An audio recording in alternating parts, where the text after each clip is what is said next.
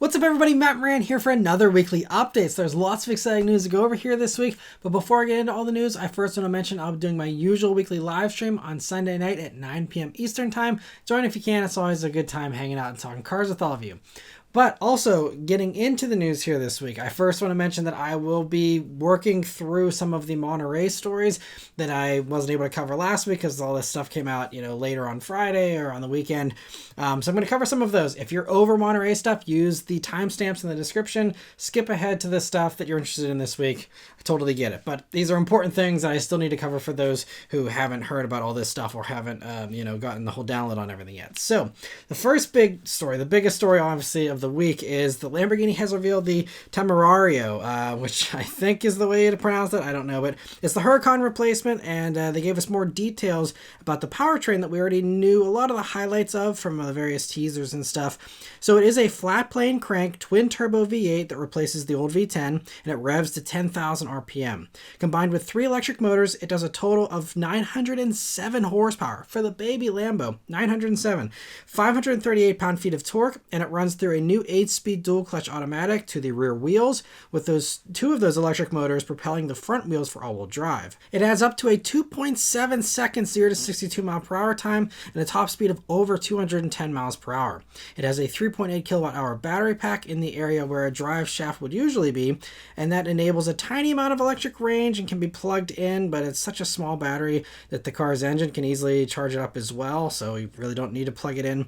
It's about double the size of the Corvette E-Ray battery though, so basically the same kind of usability as that, maybe slightly more, but still a very small battery. But beyond the propulsion here, Lamborghini interestingly took a step backward with the chassis, going from a carbon fiber and aluminum combo in the Huracan back to all aluminum now. And nevertheless, they say the chassis has gotten 20% stiffer than the Huracans, and that combined with downforce that's up to 103% better than the Huracan Evo should certainly help with all the handling stuff. But if you're worried about weight, and that's understandable because these certainly are heavier, they weigh about 600 pounds more than the Huracan, with a dry weight they're saying of 3,725 pounds.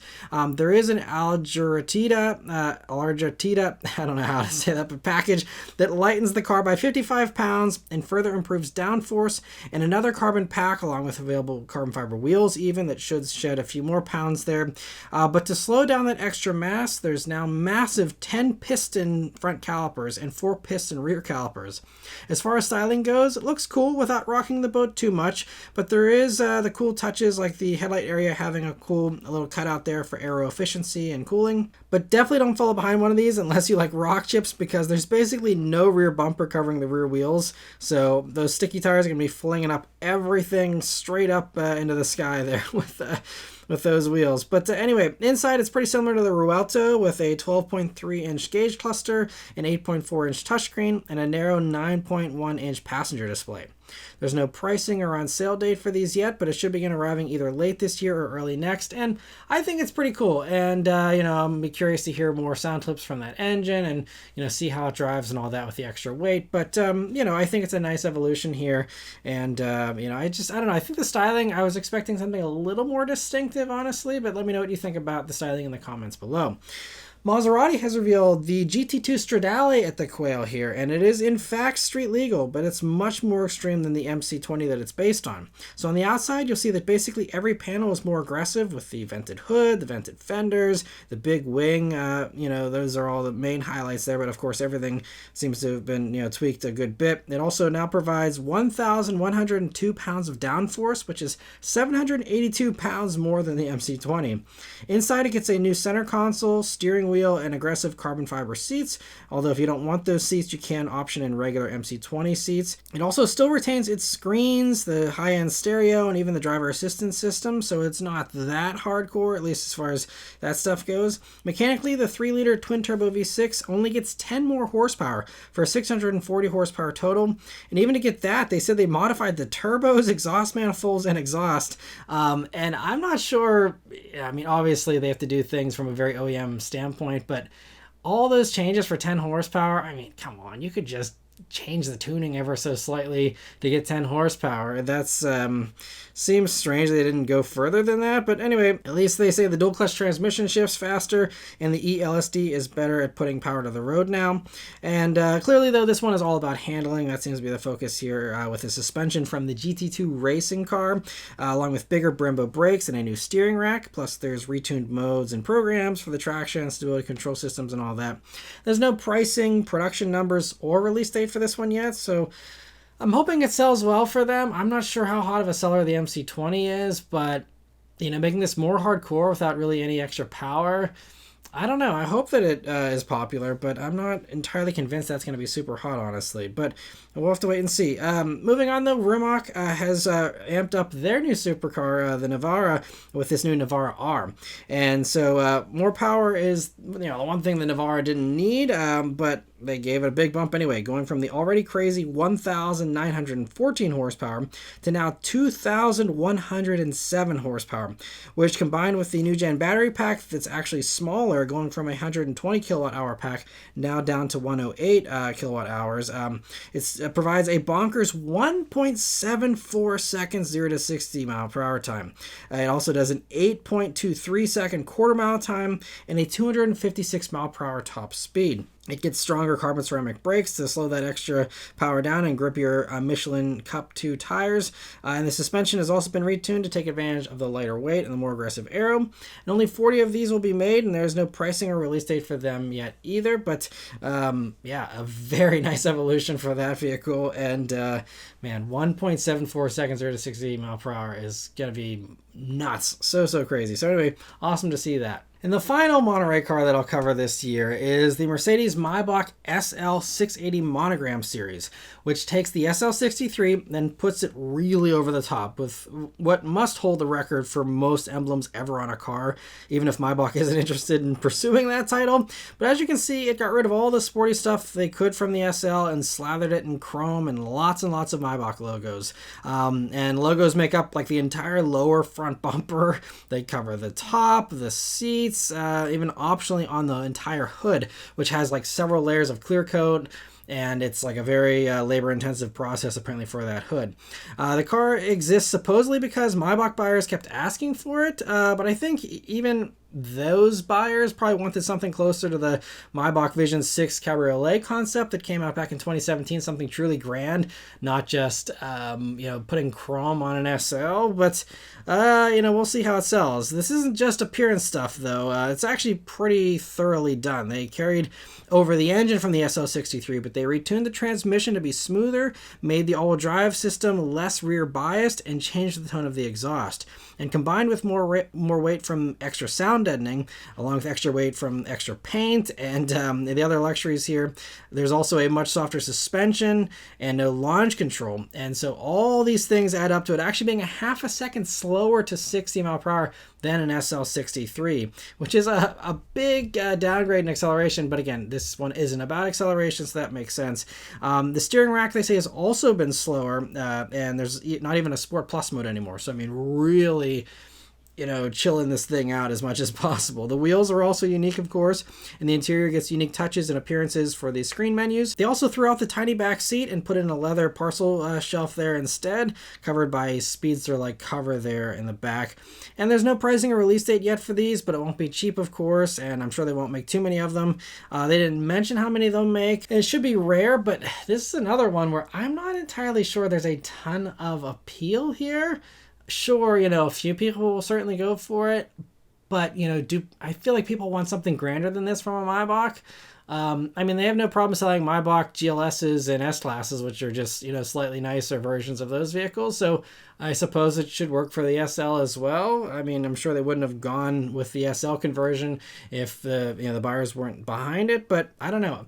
Especially since it's just so over the top there with all the Maybach logos, like, that's also going to limit its appeal to only people that really want to be, very flamboyant with the logos there and stuff. I don't know.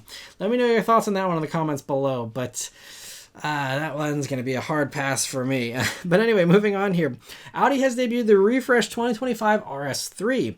And so this is the European reveal here, which is why you see the hatchback version as well, which sadly is still not coming to the US.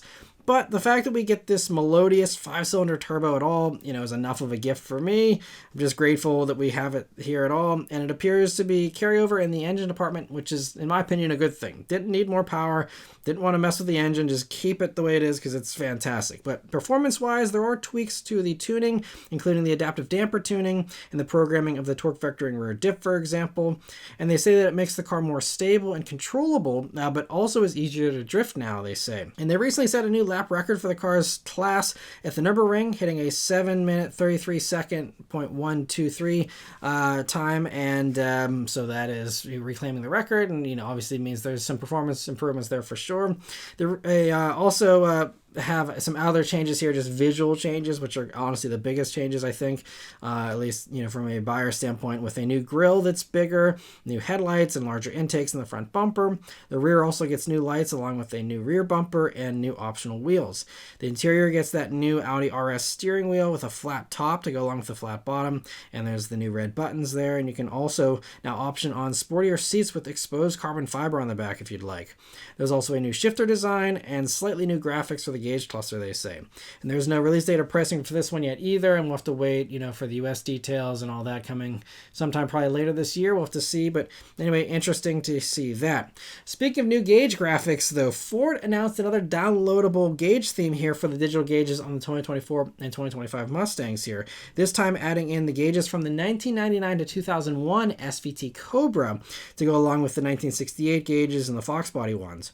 And I love that they're continuing to add these extra gauge packs in and offering them at no cost, by the way, as an over-the-air update for current owners of 2024 Mustangs too. And I think it's great. I mean, literally, they should do every single gauge cluster they've ever done for Mustangs, and I think it'd be really fun to pick whichever one is your favorite. But along with this, they also announced that the rare Brittany Blue color will be one of the color options for the 60th anniversary package they announced back in the spring. But don't get too excited about this package here, because if you want this color, you have to register your interest on the Ford website and hope you get selected.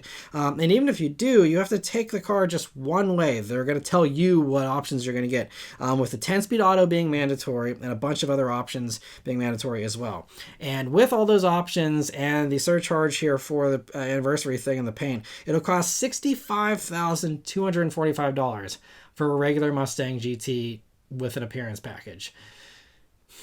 I mean, even as Mustangs continue, like I talked about recently with 2025 pricing going up even further, I mean, this is really just getting crazy. $65,000 for, a sticker and paint package on a Mustang GT, even a fully loaded Mustang GT, that's just nuts. So maybe it won't be that hard to get one, even though if you register your interest. I feel like Ford might drop that pretty quickly whenever they have maybe 5 or 10 hand raisers that are interested at that price tag. I mean, obviously there's going to be some collectors that'll take it, but, I don't see mass appeal for this one either. Maybe that's, the point, and maybe it's supposed to be insanely rare in this color, but man, that is... makes it a whole lot less appealing, even though that color is certainly beautiful. But anyway, interesting to see that. In some other not so great Ford news here, they announced officially that they have completely canceled the 3-row electric SUV they were working on, and they're taking a big, like almost $2 billion loss because it was supposed to start production next year. So now they have to figure out what they're doing with the factory, and they were pretty far along, I think, with this thing, and but they figured that $1.9 billion loss on the development of this thing was worth, just taking that instead of taking a bigger loss in the future. And they said that they instead plan to hybridize their future 3-row vehicles, saying to expect breakthrough efficiency, performance benefits, and emissions reductions versus pure gas vehicles, and extend the range of the vehicle on road trips relative to pure electric vehicles. So I guess Ford felt the need to explain a hybrid vehicle to someone that has never heard of a Prius before, because it's like just stating the obvious there about hybrids that we're all, I think, pretty familiar with, even non-car people. But anyway, they also say they'll continue to update the Mach-E and Lightning, but haven't shared any plans specifically about the future of those vehicles for the next few years, only saying they plan to move some Mustang Mach-E battery production from Poland to Michigan in 2025 to qualify for Inflation Reduction Act benefits, which I'm surprised they're still banking on those. I'm sure, again, they could change those plans if that gets thrown out the window, in November. But they also say they'll provide another update about Ford's electrification plans in the first half of 2025. So hopefully we'll get some, better info about it then. They are at least building a next-gen electric commercial van, they say, in 2026. And instead of completely canceling their next-gen electric trucks or pushing them into the 2030s like there were some rumors about, they did clear that up here this week, saying that the full-size and a mid-size are both being delayed 18 months, but that they will arrive here in the second half of 2027 now. So again, that's another delay, but better than 2030s like we were hearing. So they say that retiming the launch allows the company to utilize lower cost battery technology and take advantage of other cost breakthroughs while the market continues to develop. And I can't fault them for that. Again, right now, Lightnings aren't flying off showroom floors. They are still selling. They are, increasing those electric vehicle sales, but, not as fast as before. So, and the Lightning I think is really solid still. So, I don't see a huge rush to have something out, sooner anyway. So I think that, seems okay. But they also say they're still working on an affordable EV platform and said it will allow the company to introduce multiple vehicle styles for both retail and commercial customers at a faster pace with more personal digital experiences that are expandable. And they say the midsize truck will actually be the first to arrive on that platform. So I guess that means the affordable $25,000 car that was hoping to be coming out in 2026, I guess that's out the window then, unless that vehicle is going to be a mid-sized truck, which I highly doubt. Maybe again, we'll get that update here in the first half of 2025 that'll give us more info on that, or maybe a surprise reveal. But it seems like right now, as far as what's on the horizon, it's just these trucks in 2027, the commercial van in 2026, and nothing else, until after that. But they're also making other tweaks in order to make their EV business profitable more quickly, and they justified all these changes by saying overall that today's electric vehicle consumers are more cost-conscious than early adopters, looking to electric vehicles as a practical way to save money on fuel and maintenance, as well as time by charging at home. This, coupled with scores of new electric vehicle choices hitting the market over the next 12 months and rising compliance requirements, has amplified pricing pressures. These dynamics underscore the necessity of a globally competitive cost structure while being selective about customer and product segments to ensure profitable growth and capital efficiency. So, again, I can't fault them for that. I understand, there is some pricing pressures, and this is something Jim Farley's been talking about a lot in the past few months here, about how, it's really hard to do these massive vehicles with massive batteries because the battery is the most expensive part. And so getting these sizing down on all these vehicles, coming off these, tiny little smaller things, the $25,000 thing like those are a lot easier if they can actually get people to buy them and have, get those to be appealing for people instead of the gigantic vehicles that he says Americans need to fall out of love with.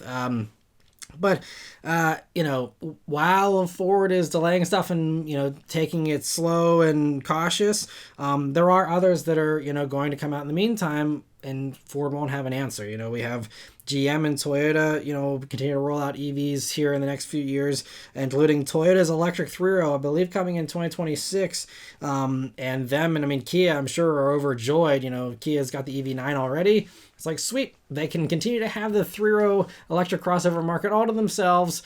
And even Toyota, again, not for a few more years, but it sounds like Ford's not even playing at all anymore. So, Kia continues to, I think, get lucky with some of their stuff here, making fantastic products that really have no competitors outside of, I guess, now we also have the Volkswagen Buzz coming here later this year. But still, interesting to hear all those updates from Ford. Again, I can understand some of it, but time will tell if it's the right move or not, whether they are now going to fall behind the competitors as far as, EV rollouts. If that's something that, doesn't hurt them, or maybe it does, we'll have to wait and see. But anyway, moving on here, another vehicle that's sadly being canceled is the Infiniti Q50. This one obviously is a long time in the making. It's been around for 11 years, but it's just also notable because with the Q50's departure, Infiniti is an SUV-only brand for, I believe, the first time in their history now. And hopefully that won't be the case for too long, though, because Infiniti did say with this announcement that the Q50's spirit will certainly live on in our first EV, a sports sedan previewed by the Vision QE concept, which made its debut last October. They didn't say when to expect this new car, but the rumor has been that it'll debut sometime around 2026, around the same time that the new Nissan Maxima is supposed to arrive, and that they most likely will share a platform, obviously. But if you want a new Q50, you better act fast, because they're not even giving it a 2025 model year. Like, it is done, like, the end of December, if not sooner, with production. I mean, they're not super hot sellers, so I'm sure there's probably plenty on lots, and they'll be that way for a while. But yeah, it's a shame though, because I really like the Q50. I just thought it was most of the time overshadowed by more impressive competitors. And, they could have tried to do more to separate it and, give it some extra appeal. I'm really sad we never got the Rouge concept that came out, I don't know, probably 7 or 8 years ago at this point, which was basically a full-blown performance version with a GTR motor in it and a bunch of impressive brakes, suspension, all that stuff. And that never got approved for production. And I think something like that could have elevated the Q50 and given it more appeal.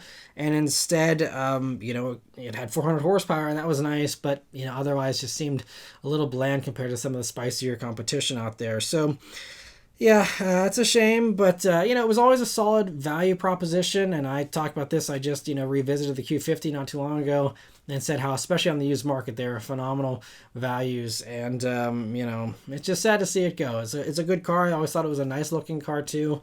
And it sounds like they have a thriving community of people that really love them and, soup them up and all that. So hopefully the Q50 continues to be a popular car, even though it, is going out of production here. But sad to see that one go.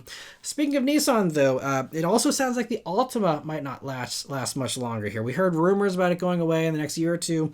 We don't have any official announcements about it ending, but they did confirm officially here this week that for a 2025 model year, which is happening here, there will be no more turbo engine options. So the VC Turbo, I just actually covered that last year as well. And that's not going to be around here for the 2025 model year. Instead, you're stuck now with the 188 horsepower, 2.5-liter four-cylinder if you want a 2025 Altima. I mean, when I reviewed the turbo version last year, it was kind of taking on this new appeal that, because there was just no other turbo competitors really anymore outside of the Kia K5 GT and the Sonata N-Line. But, Toyota dropped their fast version of the Camry, Honda dropped their fast version of the Accord, dropping the turbocharged, 2-liter and that. And so the Altima is kind of one of the last games in town, unless you want to go up to the, spicier Sonata and K5s. But, yeah, kind of a bummer that that's dropping out here. And I always thought the Altima didn't get as much credit as it deserved. I think the new Altima is genuinely a comfortable, nice cruiser. Again, not the most dynamic, not the best sorted powertrain. It's, unfortunately paired up to a CVT with that turbo. But, I didn't think it was that bad. And if you can get a good deal on one, I still think, a new Altima is a pretty solid buy if you're looking for something like that. But anyway, so sad to see the turbo engine go there and that. And for the last news story here, another vehicle losing its punchier motors here is the Dodge Durango, of course, losing the V8s here this year. And Dodge has been sending them off with these final editions for this final year, these last call editions they call them. And this week we learned about 2 more of these last calls, the Hellcat Silver Bullet and the RT 20th Anniversary Edition. And they're just unique appearance packages here, the Silver Bullet adding about $6,000 to the already high price tag of the Hellcat version, which I didn't realize how much they had jumped in price. They used to be like, 85, 90 grand, I think. Now this thing is priced at $115,000, which is, again, $6,000 more than a regular Hellcat, but I didn't realize they were in 6-figure territory already. But anyway, also the 20th Anniversary RT just uses the regular 5.7-liter Hemi V8 and gets the unique touches you can see there. And that one is a much more reasonable $67,565. Dodge didn't say how many they're going to make of each of these, but get them all you can if you want one. So interesting to see that. And lastly, I want to thank all of you that are members of the Maran Motoring Club. So we did have one new member that was able to join on their own this week, and 2 others that were able to join thanks to the very generous gifting done during the live streams there. But first, I want to give a special thank you to Randy Thompson for becoming a member, and I really appreciate the support, Randy, and I hope that you continue to enjoy all the perks here. I hope you're enjoying them so far, and I look forward to chatting with you in the live stream if you can make it this week. But also wanted to thank Kyle and the Truck and Car Guy for their very generous gifting here during the live stream that allowed many people to rejoin and continue to be members, but also allowed some new people here to join and become members. So I want to give a big welcome here to Nicholas Wilder and Brian Harrington. Hope you're you're both enjoying the perks so far. And again, hope to chat with you in the live stream if you can make it. Be sure to join the Discord server if you'd like, and stay tuned to this community post and all the other exclusive things you get as a member.